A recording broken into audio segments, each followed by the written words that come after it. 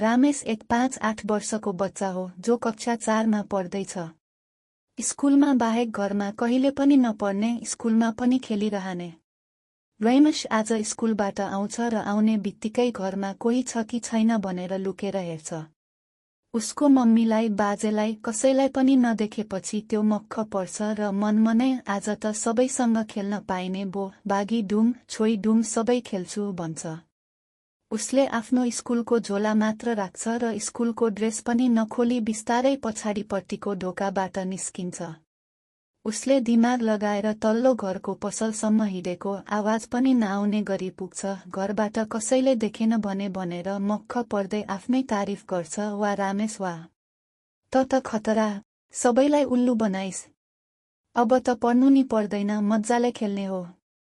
तर जब पसलबाट तल लाग्छ रामेश बुटुङटुङ बग्छ।